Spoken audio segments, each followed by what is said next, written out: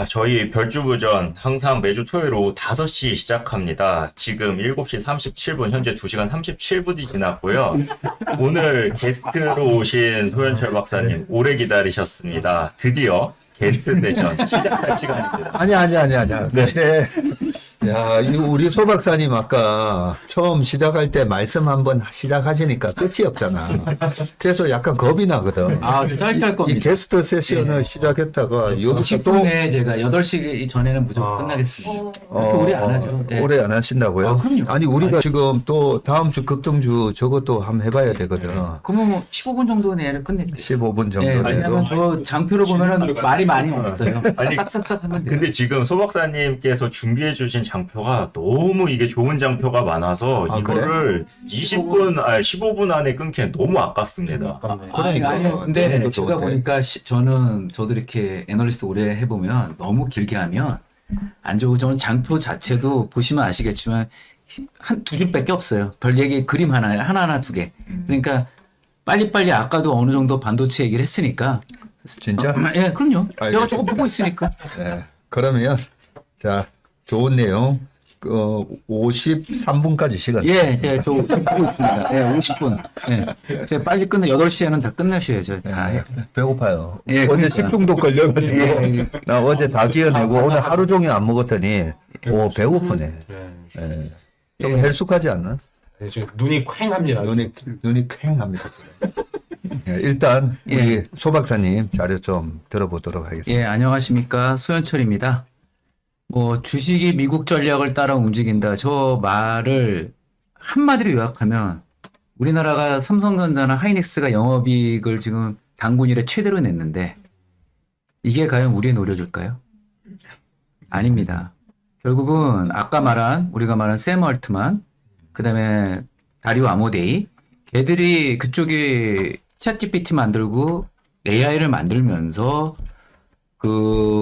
하이퍼스케일러들이 작년에 4천억 달러 정도 투자를 했는데 올해 7천억에서 8천억 달러예요. 2배가 올라갔어요. 그래서 반도체가 과거에 업사이클 때 많이 올라가야 150%에서 200%였거든요. 그러면 삼성전자 하이닉스가 보통 더블 정도 올라가면 거의 그게 픽아웃 됐는데 이번에는 그렇지 않았던 게 아까 말씀드린 대로 D램 가격이 600%에서 700% 올랐어요. 딱 그만큼 삼성전자나 하이닉스가 올라갔어요. 그래서 제가 그 이유를 우리가 잘했다기보단 결국은 미국과 중국의 패권 전쟁 때문에 AI 전쟁 때문에 이런 수혜를 봤었고 그 다음에 어떻게 할 거냐 그 얘기입니다. 그래서 장표를 제가 넘겨주시겠습니까? 예. 다 설명하시고 다음 화면 딱딱 예, 저희가 다음, 넘겨드리도록 하겠습니다. 일단 일본 반도체 몰락을 좀 보시면 첫 번째가 1985년도 플라자 협정입니다.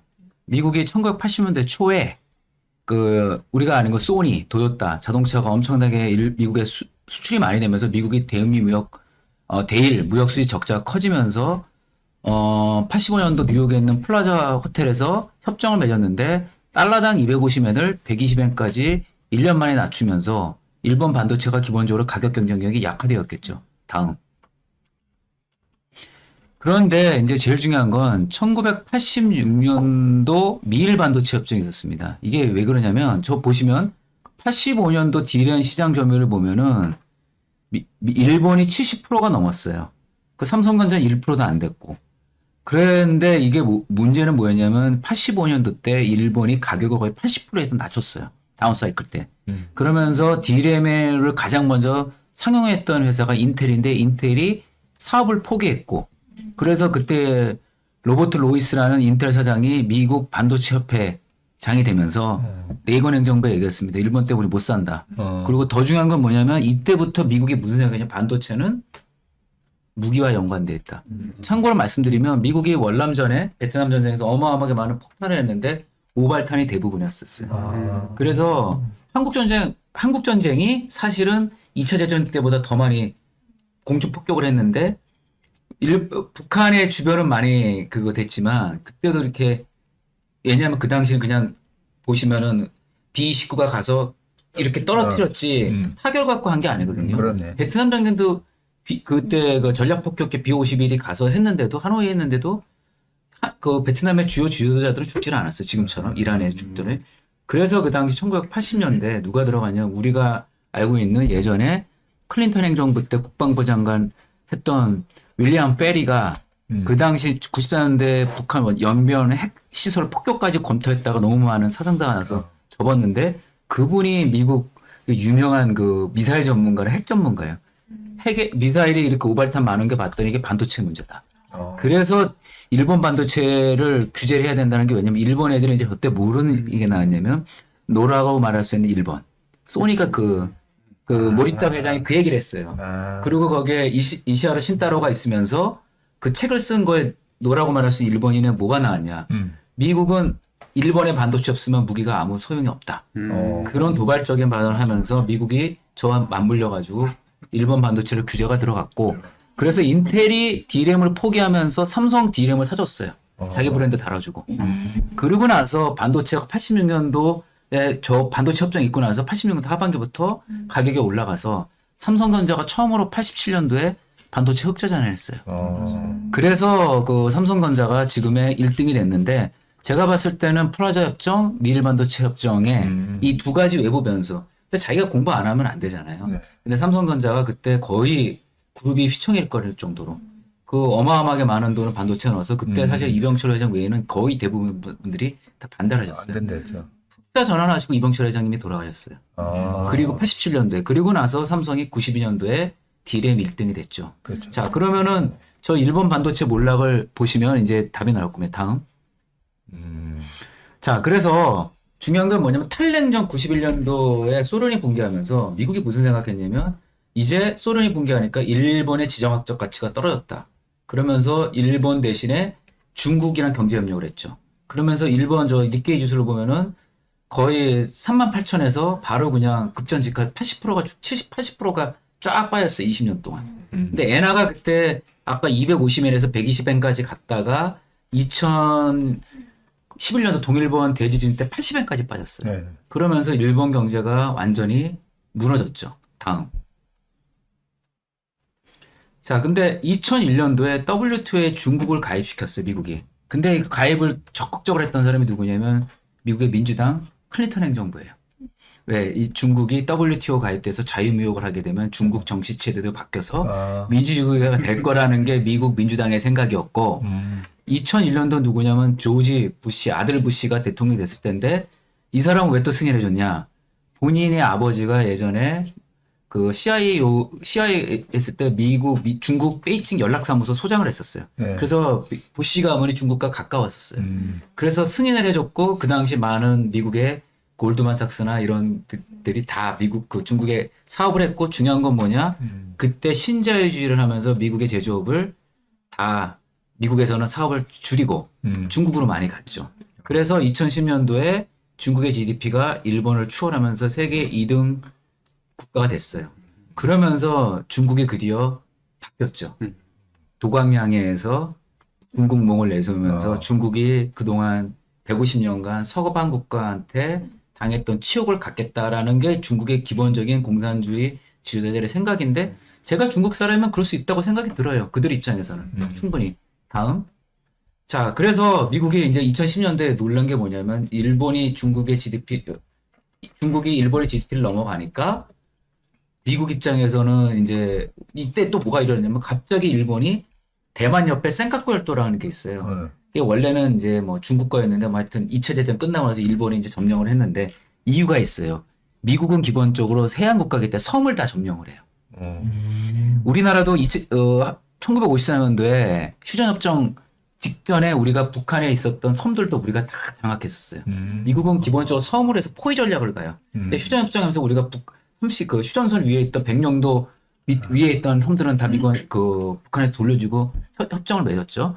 그랬는데 이제 그때 센카쿠에서 중국이 드디어 이건 우리 땅이다 라고 한 거예요. 왜냐면은 그 전까지는 그냥 언급 안 하고 그냥 묵인한 채로 갔었는데 그 이유가 뭐냐면 중국이 그만큼 국력이 커지니까 거의 합당한 대우를 받겠다. 근데 그건 중국만 그런 게 아니라 모든 나라가 다 똑같습니다.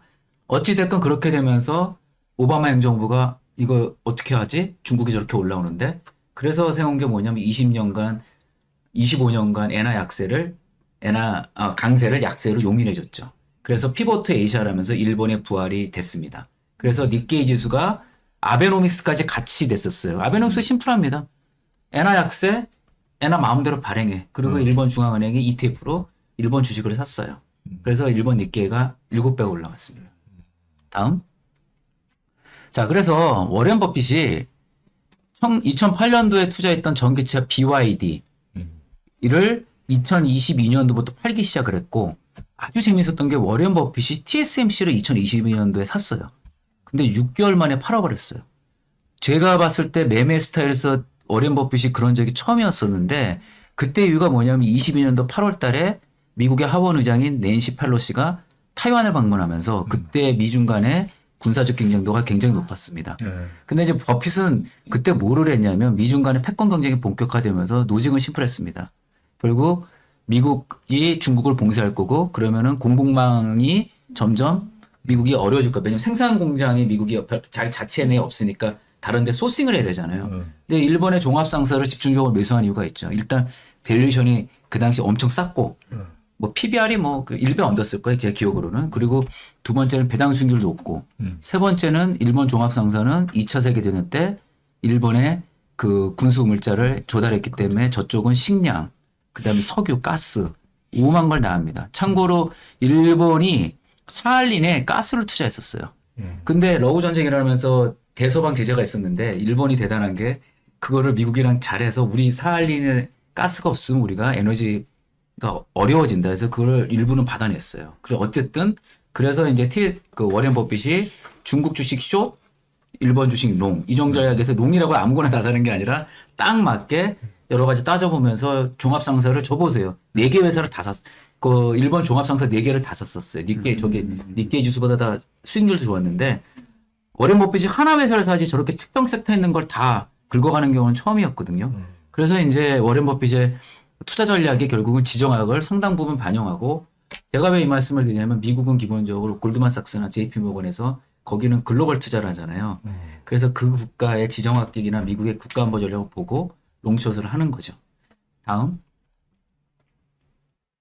그래서 지금 미국이 왜 중국과 AI 경쟁을 하느냐. 중국이 2015년도 시진핑 정부가 저 당시 무슨 일이 벌어졌냐면 오바마 행정부가 중국한테 요구했던 게 뭐냐면 위안화 강세를 요구를 했어요.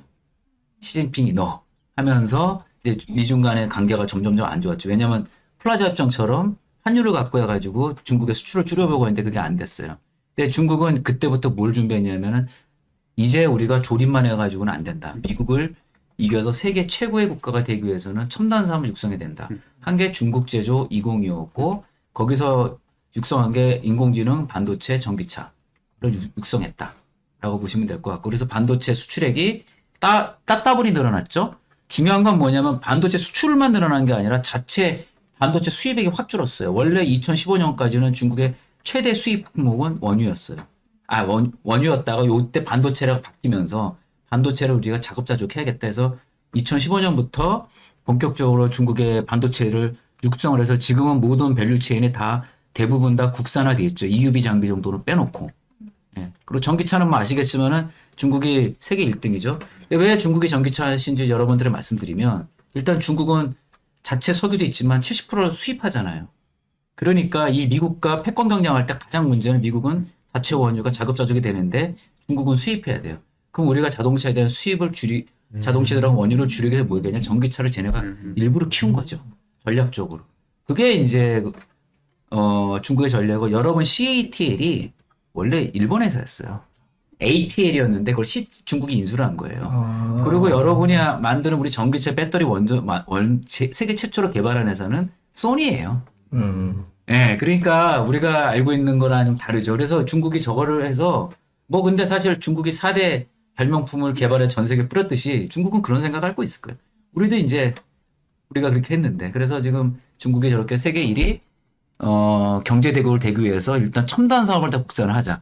그때 이제 다음 장, 미국이 이제 중국과 이제 경쟁을 해야 되는데 도대체 제조업에 있어서 중요한 게 뭐냐? GDP에서 제조업 비중이 우리나라가 28%, 중국이 28%, 세계 1등이고요. 우리나라가. 그리고 미국은 GDP에서 제조업 비중이 12% 정도밖에 안 됩니다. 그래서 미국 입장에서는 중국과 앞으로 경쟁해야 되는데 우리가 AI가 있으면 미국은 AI의 칩을 설계하는 천재들이 많고 AI 파운데이션 모델을 만드는 천재가 있는 거지 제조업을 할 수 있는 게 없어요. 근데 앞으로 AI가 지금은 우리가 이런 것만 쓰고 있지만 컴퓨터에서 제미나이 쓰고 이런 거 있지만 결국은 제조업 공장에 인베디드가 돼야 되는데 미국이 그럴 빅데이터 제조업이 없으니까 우리랑 할 수밖에 없는 거죠. 그 한미 제조업 동맹이 될 수밖에 없는 이유고 저게 이제 트럼프 대통령이 오면서 시작이 됐고 그러면서 이제 AI 경쟁을 하니까 하이퍼스케일러 애들이 작년에 4천억 달러 했다가 올해 거의 더블을 늘리면서 디램 가격이 700% 올라갔다 이렇게 보시면 될 것 같고요. 다음 장. 저겁니다. 저는 트럼프 대통령 다른 사람들이 다 비난을 해도 나는 우리나라 국가 이익 관점에서는 트럼프 대통령 우리나라 반도체 살려줬다고 봐요. 2019년도에 유일하게 ASML의 노광기가 지금 노광기가 원래 일본의 캐논이랑 그 니콘이 생산했었어요. 레고시 노광기 할 때. 근데 이제 10나노 때부터 가면서부터 일본이 엎어진 거예요. 그 핵심이 뭐냐면 독일의 광학 기술이 자이스, 우리 렌즈. 그게 독일이랑 그 네덜란드랑 국경이 맞닿아 있잖아요. 여기가 딱 갖고 있고 그다음에 ASML의 원래 모회사는 필립스입니다. 제가 반도체를 필립스 애들한테 배웠거든요. 제가 다니던 회사가 LG 필립스 LCD였어요. 아, 그래서 그 LG 필립스 LCD는 원래 LG 반도체 LCD 부분이랑 필립스 돈이 그 합쳐져가지고 조인트 벤처였고 그때 저랑 전략팀 했던 필립스 사람들이 다 반도체 전문가들이었어요. 거기서 제가 반도체를 배웠어요. 왜냐하면 LCD 공정과 그 D램 공정은 똑같거든요. 전 공정은. 후 공정이 이제 차이고 뭐 크기가 그 LCD 유리고 그다음 웨이퍼 요거 차이지.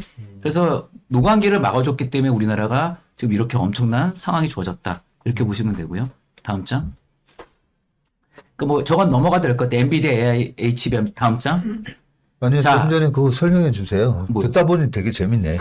네. 저 시간 구애 받지 마시고. 우리가 아까 53분까지 하게 됐나? 예, 53분. 이거 54분인데. 예. 아니, 근데 얘기해 주세요. 이거 엔비디아도 얘기해 주세요. 아, 엔비디아 네. 베라 루빈 칩이라는 게 아시겠죠? 베라가 CPU고 루빈이 GPU예요. 그래서 루빈에 들어가는 게 HBM4인데 저게 이제 차이가 뭐냐면 베이스 다이를 원래 메모리 공정에서 했어요. 3E까지는. 근데 4부터는 베이스 다이를 파운드리 공장이에요. 좀 더 그 성능을 많이 요구하기 때문에. 그래서 삼성은 기본적으로 원스톱 서비스가 되는데 SK 하이닉스 HBM4는 베이스 다이 공정은 저기 TSMC에서 해줘요. 그러니까 뭐 성능 자체는 기본적으로 TSMC가 좋을 수 있는데 아까 우리 여러분들이 많이 말했지만은 엔비디아 주가가 올해 그냥 별로 안 좋았던 이유가 뭐냐면 독점적인 AI 칩에서 구글도 좀 TPU를 AI 칩도 만들고 각 회사들이 각종 AI 칩을 만들고 있어요. 그래서 앞으로 시대는 뭐냐면 뭐 제 추정은 커스텀 AI 칩으로 가게 되고 거기에 맞는 HBM이 커스텀 HBM이 되니까 각각 달라질 거다. 그래서 롱텀은 사실 HBM이 각 회사마다 AI 쪽으로 맞는 HBM이 돼야 되기 때문에 그렇게 되면 뭐냐면 또 이게 대량 생산을 못 해요. 다 쪼개야 돼. 그렇기 때문에 기본적으로 반도체 업황이 지금 막 거품 불고 좋다는 사람이 또 저도 어느 정도 인정하는데 제가 이제 바로 못 간다는 게 뭐냐면 그 중간중간 시간이 걸릴 건데 어쨌든 엔비디아에 저는 젠슨 황 사장이 우리나라 오는 이유가 있어요. 자기가 이제 독점적 지위가 깨졌거든. 그러니까 자꾸 이제 협력사를 만들어야 되는 그걸 잘 봐야 돼요. 근데 본인은 왜 주식을 왜 팔아? 젠슨랑 팔았거든. 제에서 나쁘고 좋고 문제가 아니라 그렇게 봐야 된다. 근데 어쨌든 우리나라가 분명히 메모리 반도체가 과거의 그 레거시 D램, PC나 스마트폰에서 데이터 센터로 가면서 절대로 데이터 센터에 들어가는 D램은 중국 걸 쓸 수가 없어요. 그렇기 때문에 그 그림은 과거보다 우리가 메모리 반도체가 업앤다운 사이클에 진폭은 많이 줄 수 있다. 더는 근데 진폭을 그거 없어진다고 얘기하는 거 그건 좀 아닌 것 같아요. 왜냐하면 여전히 50%는 오픈이 열려 있고 그 다음에 중요한 건 뭐냐 사람들이 간과한 건 뭐냐 삼성과 SK 하이닉스가 그리고 우리 PC랑 스마트폰 안 하면 돼 라고 생각하고 정말 오사는 게 뭐냐면 우리는 한 제품에 올인이 돼 있어. 그럼 나중에는 어떻게 하냐면 하이퍼스케일러랑 내고를 할 때 우리가 분리해져요. 그래서 PC랑 모바일 쪽을 갖고 가야 돼요. 그러니까 그 진폭을 옛날처럼 이랬으면 그 진폭 자체는 줄을더라도 분명히 딜의 메모리 반도체는 사이클은 있을 수밖에 없다. 그거는 저는 부인하지 않습니다. 근데 폭 자체가 이제 줄겠죠. 다음. 네. 그래서 저게 중요해요. 저 그림이. 원래 구글이 캐펙 숫자를 그렇게 많이 안 했어요. 항상 프리캐시플로가 엄청나게 많이 나서 돈을 많이 벌었는데 얘네들이 바뀌었던 게 뭐냐면 심플해요. 원래 AI의 원조는 구글이죠.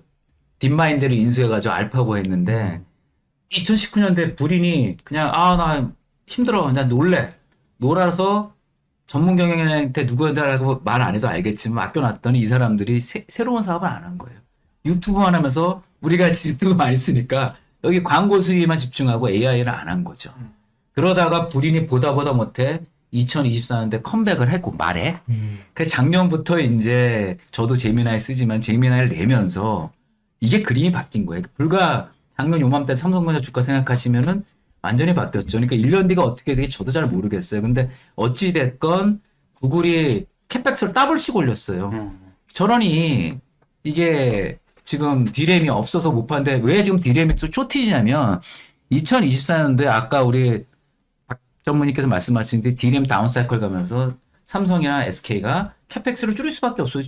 이익을 못 내는데 어떻게 투자를 많이 하겠어요. 그런 와중에 1년 만에 모든 상황이 다 바뀌면서 이게 쇼티지가 난 거죠. 그래서 지금 그런 부분이다. 근데 핵심은 뭐냐면은 EUV 장비를 중국한테 안 주니까 CXMT나 중국의 파운드리들이 멀티 패터닝으로 하기 때문에 우리보다 좋을 수가 없고 성능은 좀 뒤질 수밖에 없는 거죠. 근데 이제 우리는 미국이 대중국 반도체 규제 디커플링 전략이라고 하거든요. 그렇게 하면서 상황이 바뀌었다. 이렇게 보시면 될 것 같습니다. 다음.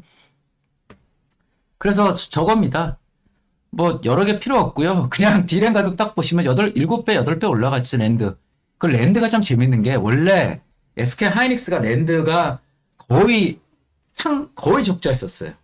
작년 하반기부터 흑자로 전환이 됐었어요. 그리고 SK가 인수했던 인텔의 중국 랜드 공장 그거 사실 굉장히 평가가 안 좋았거든요. 네. 근데 이제 샌디스크 같은 회사들이 다 올라간 게 뭐냐면 학습은 GPU가 중요해. 암기 과목은.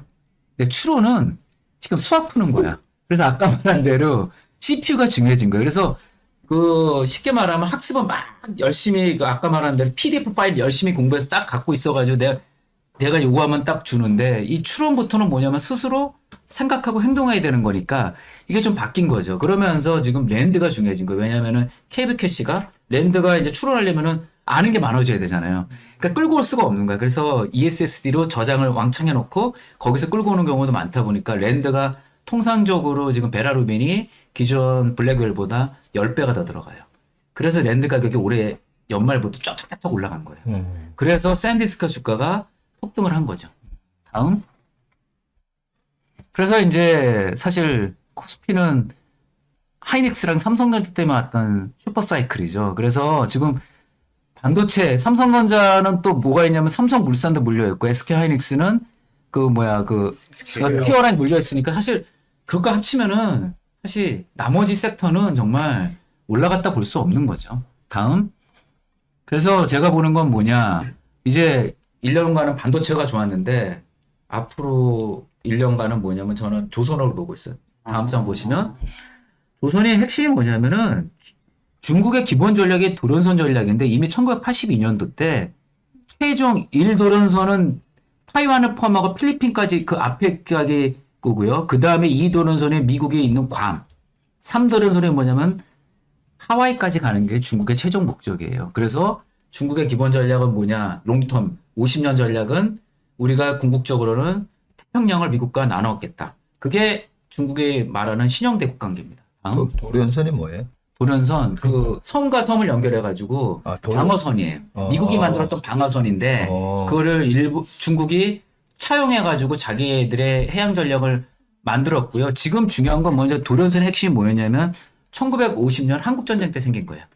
미국이 만든 게 뭐냐면 대만 한국 전쟁에 북한이 침공을 하니까 원래 마오가 대만을 먹을 뻔했었어요. 미국이 포기하려고 했었는데 갑자기 김일성이 남침을 하면서 갑자기 중공군이 이제 한국에 도와줬잖아요. 그러면서 마오쩌둥이 타이완을 점령을 못한 거예요. 그래서 대만은 한국 전쟁이 일어나지 않았으면 없어질 나라였었죠. 미국이 마지막에 다 포기하려고 했어요, 대만을.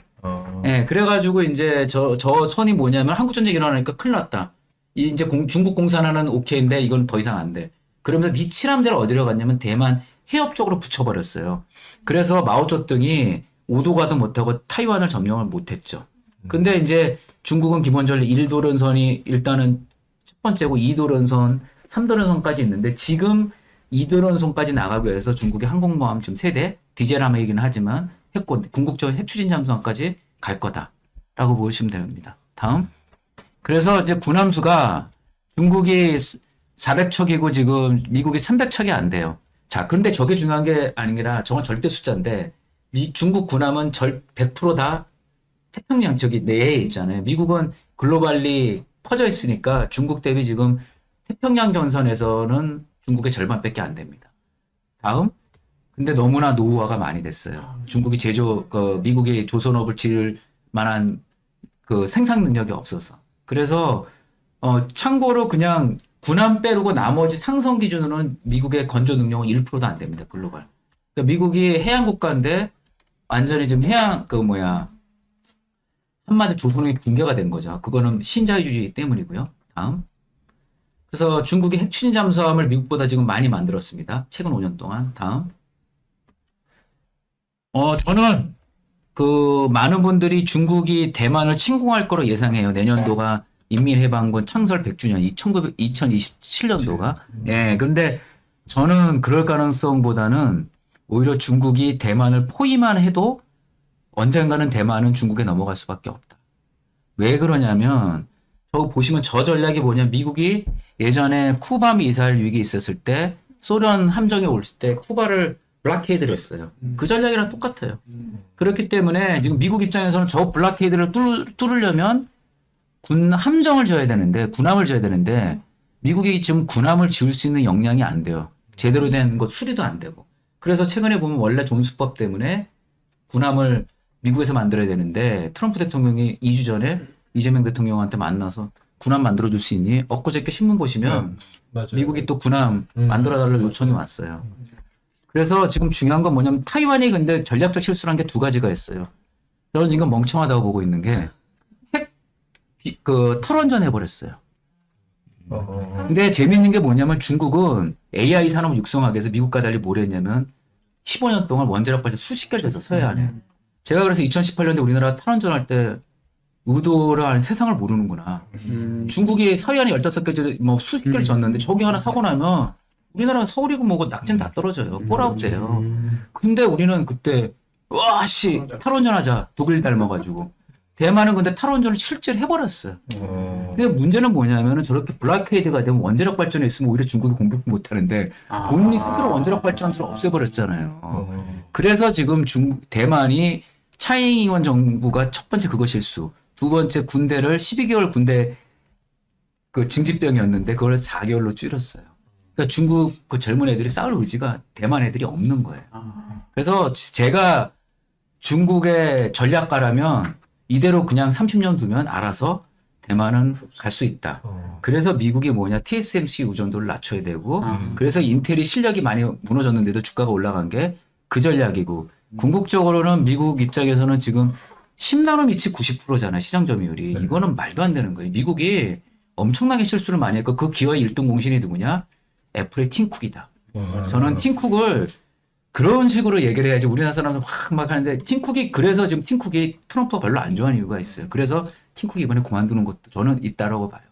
두 사람이 왜냐면 서플라이 체인 전문가니까 관리 전문가지 그 IT 기업을 이끌을 만한 수장이 아닌데 너무 오랫동안 하면서 미국의 반도체 사업까지 어렵게 만들어서 그거를 지금 트럼프 대통령이 거치고 말도 안 되게 하는데 저는 그분의 방식은 잘못됐지만 방향은 어떻게 보면은 뉴욕 부동산 개발업자보다 못한 거예요. 미국의 훌륭한 엘리트들이. 그러니까 그 사람 말이 맞는 거예요. 그 방향은 맞아요. 나침판은 맞는데 방식이 말도 안 들어서 그렇지. 뭐 하여튼 저는 그렇게 보고 있습니다. 다음.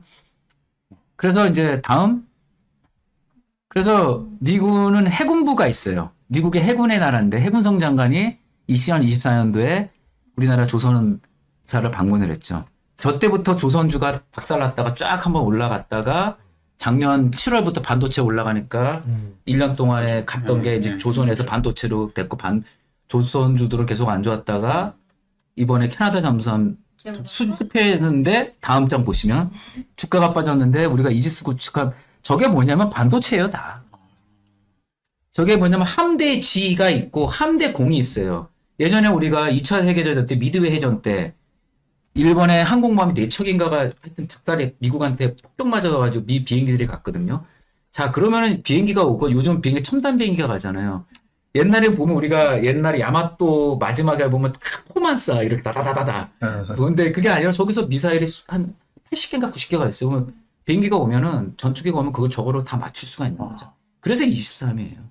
그 다음. 자, 그래 도산안천호함이 이번에 하나오션이 개발한 건데 핵심이 뭐냐면은 도산안천호함이 국산 수소연료 전지로 탑재가 돼서 수중에서 3주 이상의 잠행이 가능해요.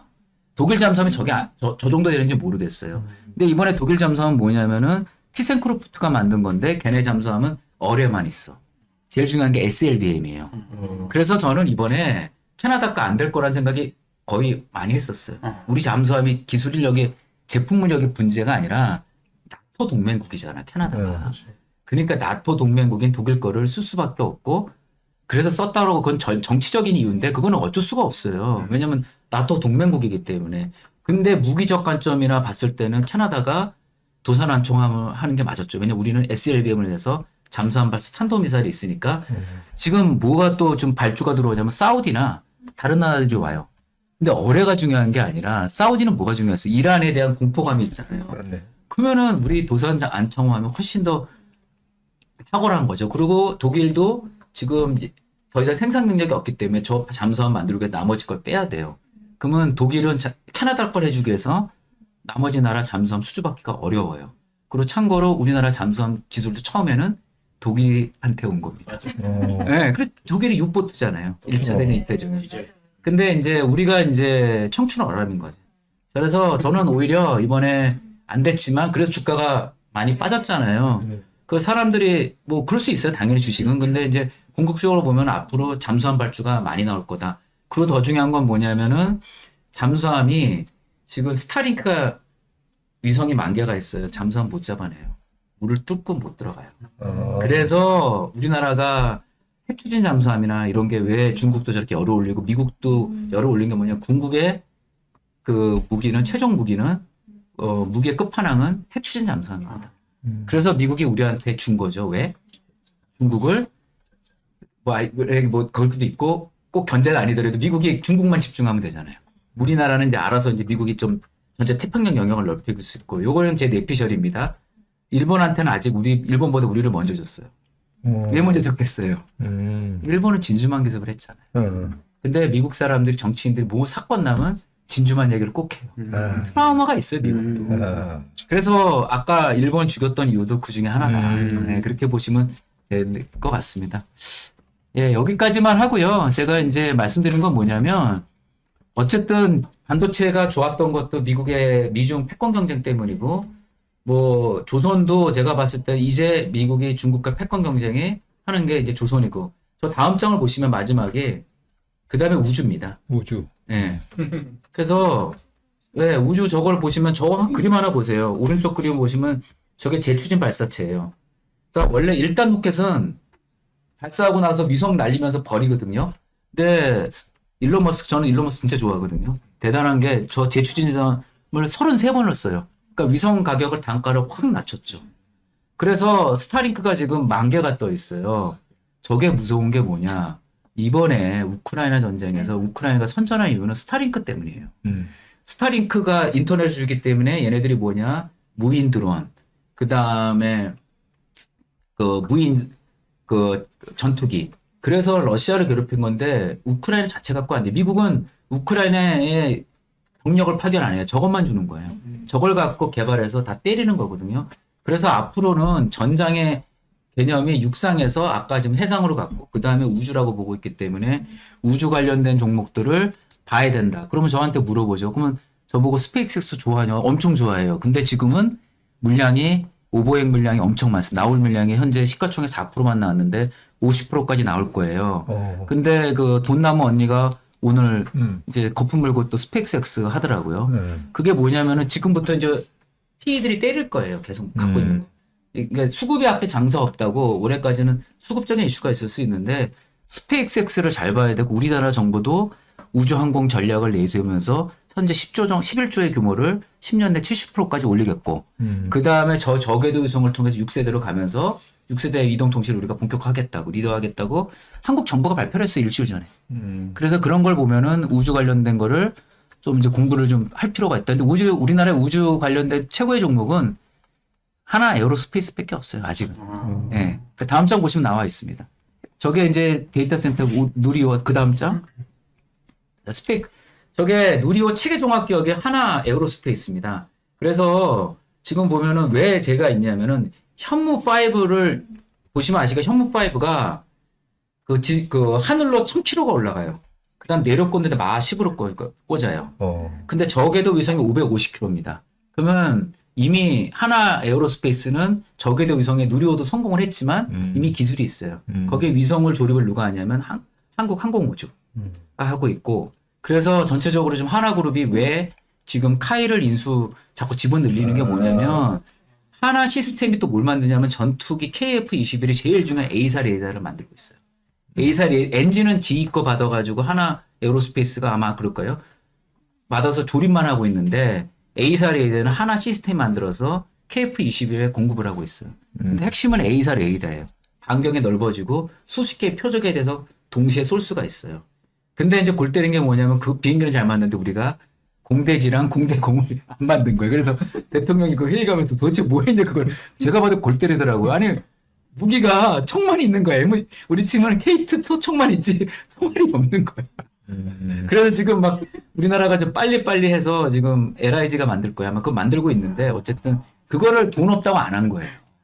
왜냐하면 체계종합 우리 방산 예산이 딱 있잖아요. 그래서 그게 바뀔 거니까 여러분들이 좀 봐야 될 거는 우주 쪽이나 전장의 환경이 바뀌니까 저걸 좀 보셔야 된다. 라고 하는 게 제 책에 자세히 설명되어 있습니다. 제가 말도 빨랐어요. 너무 15분만 하려고 하다가. 그래도 30분에 끝내서 30분 정도만 했습니다. 아니 근데 제가 이걸 듣고 보니까 제가 책을 한번 읽어보고 그 소박사님이랑 한번 1대1 대담을 한번 하고 싶은 그런 생각이 드네요. 그러니까. 진짜로. 네, 일단 한번 읽어봐야 될 것 같아요. 그래야지 좀 더 대화가 원활하게 될 것 같거든요. 우리 다 읽고 오자. 다 읽고 와서 다음 주 다시 한번 모시고 그래서 여기 한 번 더 하죠. 뭐. 진짜 1대1 대담을 따로 한번 하든가. 이거 궁금하신 거 있으면은 네. 여기에 이제 우리나라가 뭐 지금 전자권 전환 얘기가 나오잖아요. 네. 전자권 전환의 핵심은 사실은 감시 정찰 자산이에요.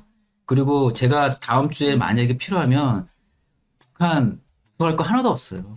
우리가 엄청나다. 저도 엄청나다는 걸 최근에 저 책을 쓰면서 더 정확하게 엄청나다는 걸 알았는데 왜냐면 제가 참고로 제 박사 논문이 김정은 핵 전략이거든요. 그래서 핵과 북한의 미사일을 연구를 했어요. 방사포랑. 근데 정작 우리나라 거는 이번 책 쓰면서 공부를 많이 했어요. 30%가 지금 방사에 물려있지. 말씀하신 하나에어로 네. 한국 항공 LIG에 물려있고요. 네. 네.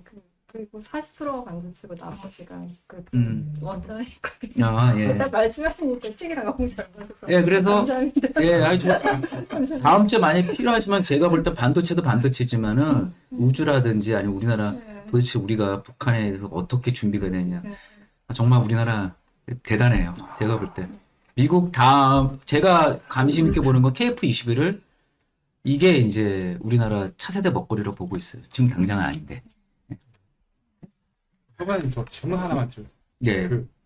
아까 우주는 최고의 저희 그 회사는 하나 에어로스페이스라고 하셨는데 우주는 약간 좀 먼 것 같고 그러면 조선은 최고의 그러니까 지금 우주는 제가 볼 때 큰 그림을 말씀드린 거고 네. 책을 지금은 바로 눈앞에 있는 거는 조선인 것 같아요. 그리고 조선주로 차트를 딱 보면 일단 1년 동안 누웠다다가 그다음에 캐나다 이렇게 많이 빠질 건 아닌데 어쨌든 주식은 원래 그러면 캐나다 때문에 좀 주식이 조선주가 많이 좀 조정을 받았거든요. 그런데 뭐 사람마다 선택의 문제인데 저는 어쨌든 미국이 군함을 좀 단기적으로 할 수가 없어요. 우리나라를 활용할 수밖에 없고 뭐 저 아니어도 뭐 조선에 어떤 애널로는 굉장히 거품 불고 조선주 좋다고 보는데 저도 그 부분 거품 부는 거에 저도 상당 부분 동의합니다. 제가 아까 그 버거님이랑 태국님이랑 지금 컨셉이 좀 비슷해져 간다라고 얘기를 했는데 이 좋은 내용을 듣고서 질문이 그래서 탑픽이 뭡니까라는 질문을 하시면은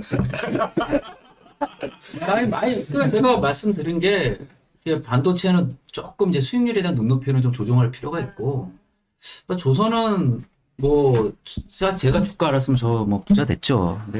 근데 중요한 건 뭐냐면은 흐름은 조선 쪽에 지금 오고 있는 것 같다. 공교롭게도 또 캐나다 잠수함 그 탈락 때문에 다들 와 그랬는데 사실 저는 어렵다고 생각을 했거든요. 그런데 캐나다가 우리를 그렇게 한 거가 기분은 나쁘지만 또 좋은 얘기는 뭐냐. 캐나다가 그만큼 한국 잠수함을 인정을 했고 캐나다 해군이 그런 도산 안청원 함을 타가지고 태평양을 횡단을 했어요. 그러면은 캐나다 해군들이 말이 안 나오겠냐고요. 결국은 타서. 그래서 물론 캐나다 행동은 심하긴 하지만 근데 또 우리한테 얻은 것도 있다. 그리고 또 그게 이번에 림팩 훈련이에요. 그 하와이에서 미군 그 모여서 그거에서 좀 우리나라 지금 이지스 잠수함이나 이런 게 그래서 저는 이지스 잠수함도 우리나라 진짜 엄청나거든요. 특히 이지스 잠수함, 이지스 구축함은 그렇죠. 디스트로이어라고 하죠 영어로는. 그거는 사실 그 잠수함은 하나, 그 다음에 이지스 구축함은 사실은 HD 현대중공업. 네, 그렇게 나눠져 있죠. 근데 이번에 KDXX 하나가 받았죠. 그래서 뭐 누가 옳고 그러면 모르는데 어쨌든 강점은 그 하나는 잠수함이고 일단은 HD 현대중공업은 이지스 구축함이다. 그래서 아마 지금 해양 경쟁 때문에 각국에서 아마 우리나라 군함에 대한 발주가 꽤 있을 것 같아요. 원래 군함은 원래 조선업 할 때 전혀 나오지 않았던 거거든요. 그냥 그 우리 아시지 않습니까? LNG 운반선, 세빙 LNG 운반선, 뭐 그다음에 뭐 대형 컨테이너선, 뭐 예를 들면 초대형 컨테이너선 뭐 이런 거로 갔었는데 이게서 여기서 요거로 이제 군함으로 바뀌는 게 의미가 크고 제 책에 보면 미쓰비시 중공업 주가 올라간 거 보시면 여러분 아실 거예요. 일본에. 그것도 2년 사이에 7배, 8배 올랐어요. 미쓰비시 중공업이 제로센 전투기 만들었고 일본의 항공모함도 만들었기 때문에 그 DNA가 있죠. 그러니까 이제 그게 그리고 오히려 로키드 마틴은 주가가 별로 안 올라갔어요. 네. 그래서 이제 그런 거를 좀 보시면 좀 우주 쪽이나 해양 쪽에 조금 보시면 큰 그림을. 근데 주식은 그때그때마다 색깔이 있으니까 아까 뭐 은행주도 있고 저는 제가 테크 애널리스트에서 그런지 몰라도 저는 꿈 있는 주식들 좋아해요. 근데 저도 꿈도 이제 구체적인 거니까. 근데 저는 우주, 제가 세계에서 유일하게 현재 시점에 제일 존경하는 사람은 저는 일론 머스크입니다. 네. 다 안 된다는 거 다 이룬 사람이거든요. 저는 우리 소 박사님 존경합니다. 그렇죠? 저도 야, 정말 아니 근데 예. 저는 진짜 우리 최밀턴 분들하고 저도 이 책 꼭 읽어볼게요. 읽어보고 다음 주에 혹시 뭐 전무님이 오라면 제가 와야죠. 우리 최밀턴 분들 다 책 정말 주문해서 책 읽고 올게요. 다음 예. 주에 또 추가적인 내용 좀 예. 그렇게 네. 하겠습니다. 어, Q&A식으로 하겠습니다. Q&A식으로. 예.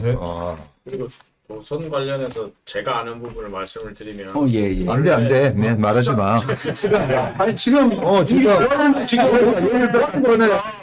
그 아니 중요한 건 반도체 부장이 반도체 부장이 어딜 가면 어제도 맞다. 우리 복부장이 또 거제도 출신이에요. 거제도 그래서 출신인데요. 옥포조선을 보고 자란. 예. 왜냐하면 예. 저희 아버지가 그 한국 최초의 그 잠수함 네. 만드실 때 그쪽 배관 쪽 일을 하셨었거든요. 대단하신 일 얘기를 하셨네. 좀 많이 들었어요. 예. 그래서 일단은 의외로 저희들이 그러니까 한국 조선업이 그 군수 잠수함 쪽이라든지 군함 쪽에 노하우를 생각보다 많이 갖고 있습니다. 야, 많이 갖고 있고 그리고 실제 원래 그걸 처음에 시작한 건 제우조선. 맞습니다. 네, 제우조선 하나오션이죠. 거기서 처음에 시작했는데 이게 이제 하나오션하고 그 하나오션에 넘어가기 전에 막 현대중공업이랑 막 합병하니 많이 하면서 기술들이 좀 공유가 됐어요. 맞아요. 그래가지고 HD 중공업도 갖고 있고 하나오션도 둘 다 갖고 있거든요. 예. 근데 어쨌거나 둘 다 제가 말씀드리고 싶은 건 기술적인 노하우는 생각보다 상당히 높은 노하우들을 다 갖고 있다. 그래서 실제 미국이나 이런 데서 상당히 매력을 느낄 만한 그런 섹터의 그 뭐 소재들은 맞다라는 거는 말씀드리고 싶어요. 그래서 제가 지금 보고 있는 건 핵 추진 잠수함을 보고 있고요. 지금의 HD 현대중공이 뭘 준비하고 있냐면 핵 추진 선박을 준비하고 있어요.